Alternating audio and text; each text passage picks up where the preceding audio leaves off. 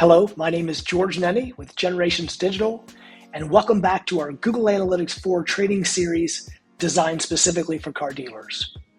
If you like this content and you want to be notified when new videos are published, make sure you subscribe to my YouTube channel.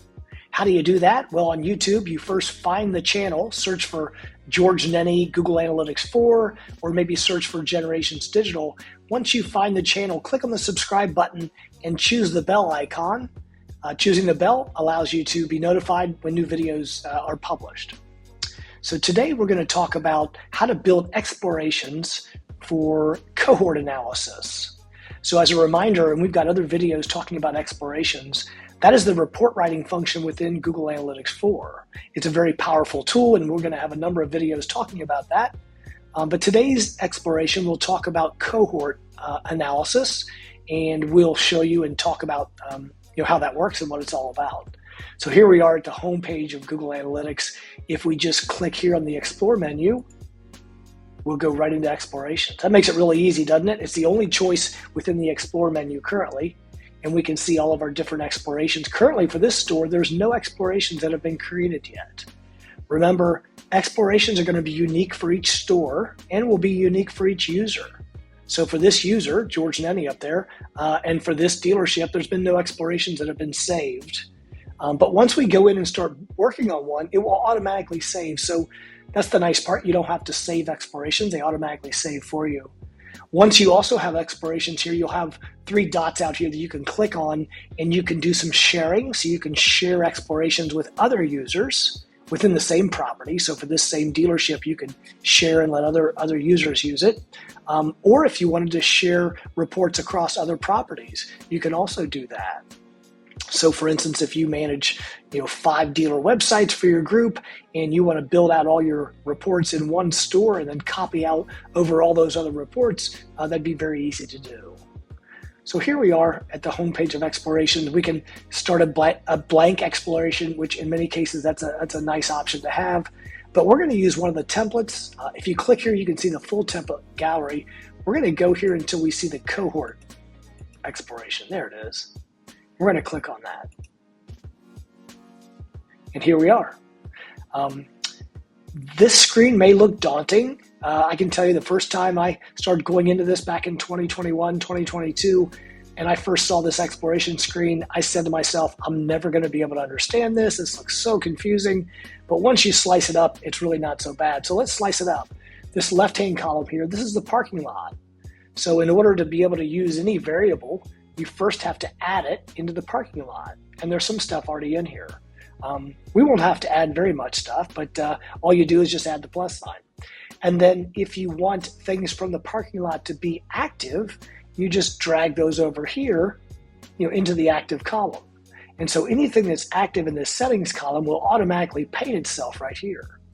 And this is a cohort analysis. We're going to show you how to use segments, how to create specific segments, and we'll drag those segments over into this segment comparison thing here. And you can see if I were to do that, the whole screen would repaint. And so I'm going to drag that back. We haven't really properly explained how all this stuff works, but just showing you the mechanics of how we could get that back out. All right.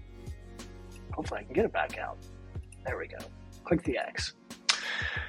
All right. So in order to read this report, let's talk about these weeks and let's talk about the data. So as I said, this is tendency for users to return. So all the users are here in week 0, and then in week 1, 617, returned, and then in week 2, 200 returned. And this is kind of the shopping journey, right? A certain number of users come in the first week. Google identifies those and lets us know for that cohort of that group of users, how many are coming back in general. The reason Google uses cohorts is because they're trying to protect privacy, and they're not going to tell you, of course, who came in this first 1,500, and then which of the 1,500 came back, which of these 88 people came back. But what they will do is they'll anonymize it, and they'll show you it in a cohort analysis. I don't like using raw numbers. Raw numbers are hard to compare. I like using indexes. Hopefully you're the same way. And if so, let's change this metric type to per cohort user. This makes this report much easier to use because now I can say, for all my shoppers, for all my traffic, 100 of them were in week 0. This should always be 100% essentially. And then 4% came back in week 1, 2% in week 2, etc. Okay. Let's get more data too. This is not a whole lot of data. Let's change 28 days here to 90 days. And we'll get a lot more data. The more data we get for an analysis like this can help us have more confidence. And so here we go. For the last 90 days, again, 100% of our traffic is here in week 0. In the following week, 4% comes back, 2% comes back, and so on. How valuable would it be to be able to analyze this for things like Performance Max or for things like paid social campaigns and so on? So we're going to do that, and we're going to do that through segments. We're going to build some segments, and then we're going to drag those segments over into the segment comparison, and it will automatically paint and allow us to compare. What I'm going to do is I'm going to look at organic search. That means your free clicks from Google and Bing and Yahoo, and soon to be ChatGPT and Claude and all those. And I'm going to compare your organic search traffic to your all traffic, but also I'm going to compare it to your Performance Max, which hopefully for a car dealer is your vehicle listing ads, your VLA ads. And we'll show you what all that looks like. But here we go. Let's first add some segments. So we'll click on Add Segments to get that done. Now, I said I was going to compare organic search. That's easy. All I got to do is just choose that, and now I can say confirm, and now I can look at organic search. So I can now compare that, okay? If I go back into my segments, is there any others that I might want? Let's choose all users. That will allow us to do a comparison and really see what those numbers look like. So let's confirm that. So now we've got that in here. But I don't see one for PMAX. I don't see one for VLA ads.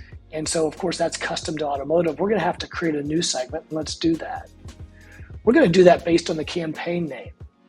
So we're going to do a session segment. We'll choose session segment here. We're going to name this PMAX traffic. And for this dealership, I happen to know that they name their campaigns. So I'm going to choose campaign. Now, remember, if you've seen my other videos, there's lots of campaign names. Stay away from all the ones that we don't want to use. We only want to use session campaign. Sorry, there it is. I lost my screen there. Session campaign. You'll have first user campaign. You'll have lots of other campaigns. My other videos will tell you why you don't want to use first user. We want session campaign for this exercise. And we're going to say session campaign contains, and then we'll just type PMAX in here. This dealership has new and used PMAX, but we want to catch both of those. And so we'll say apply. Looks like I got a typo up in my, let's say apply. Let's fix that typo. We can't have that. All right, so now we've got any campaign that has the word PMAX in it, and that is, looks like 1% of all of our traffic, and we'll say apply. Okay, and then automatically put that segment in there for me. That's how it works. If you create a custom one, it automatically puts it in there. So now let's bring our all users in there. So we'll bring that in above the PMAX.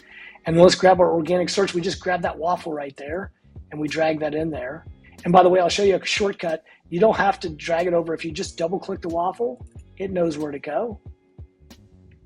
Okay, now let's get all this stuff out of our way. Let's X here. It's just going to minimize it. No big deal. Just so we can use the whole screen for analysis. And now we've already looked and seen what is the tendency of our traffic, of all of our traffic to return. So that's what that looks like. Let's come down and look at PMAX. So PMAX is better. Okay, so essentially 100% of your traffic in month 1, and then week 2, not month 2, but week 1 and week 2, 7%, 6%. So these are pretty strong. This shows a pretty good shopping journey and return journey from those PMAX campaigns. It does look a little spotted here and there. The reason I did organic search is because this is our best quality traffic. Look how strong this is, of course.